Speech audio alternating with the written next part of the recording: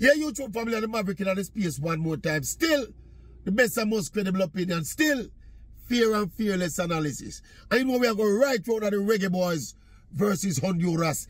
In Honduras, Reggae Boys 2, Honduras 1.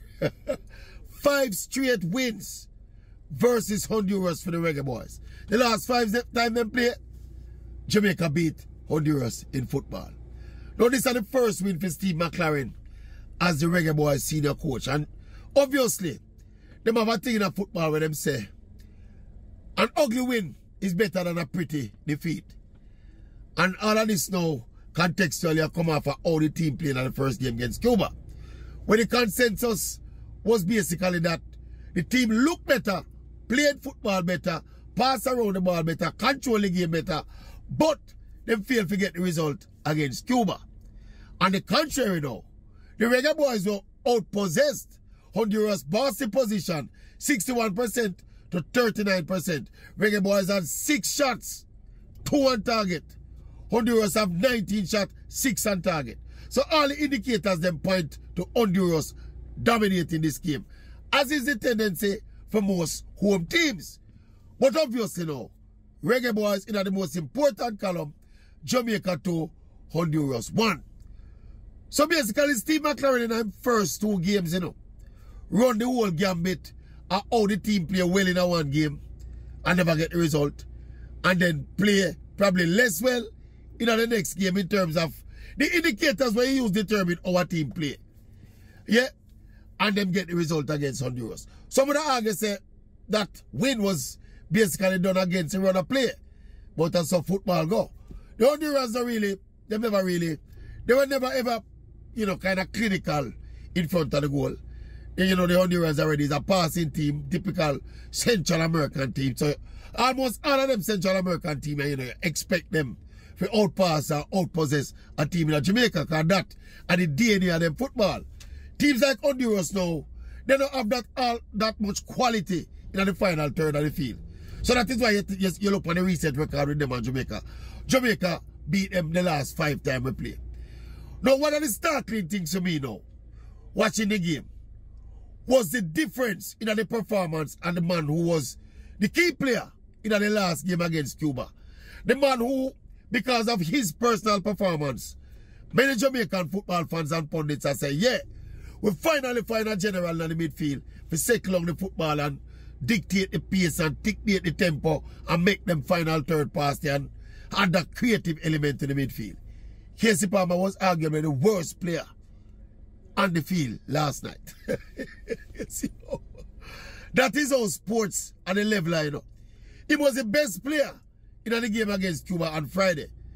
But I thought he was targeted by the Hondurans. Because the time of analytics this.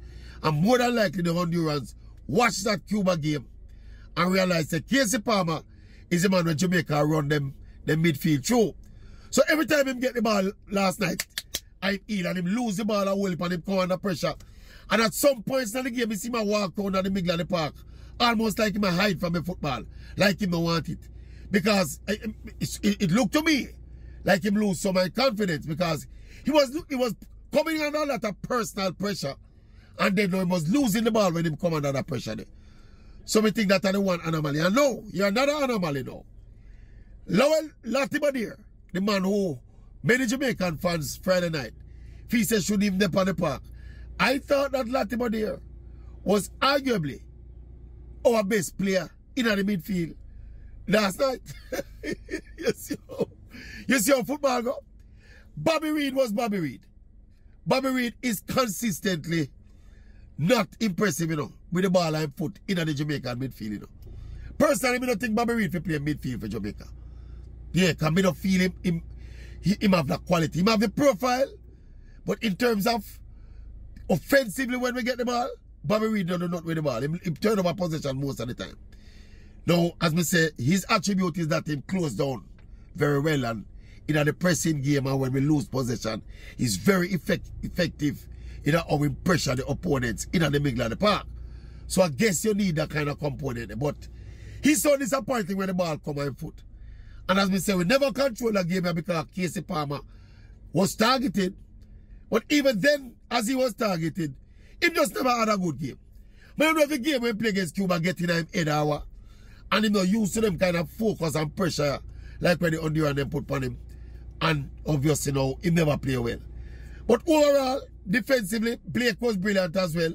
I think we kind of give up a soft goal to the goal and it kind of look kind of fumblish. It's just a chip ball come crossing at the box and our defender them look like they mix up and bungle up and it just fall right at the 6-yard box for a man. He's running at the goal. Mikel Antonio was Mikel Antonio. Experience and guile got us the winner at the end. Yeah, because he make a run in at the box and the ball was played through. He reached the ball before the goalkeeper. Yeah, and the goalkeeper challenged and go through. And me don't know, me kind of surprised that the ref get us penalty. But we'll take it. Antonio Dole dispatched it like a striker should. But all in all, we're happy. We're happy, you know. We're happy for the result this time. But we don't think people are going to be as happy about the performance this time. You see, your football fans are happy, please? Because the game against Cuba on Friday, you know, is a lower ranked team. A far worse team than Honduras.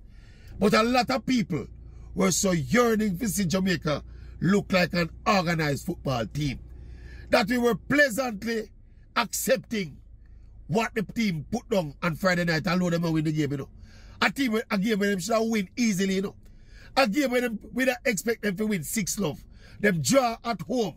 But because we were so bad in how we played football before that, people were kind of just willing to kind of pardon the result and accept the performance. Well, the people, when we say result, we don't get the result now. But some of us are going to be disappointed in the performance now.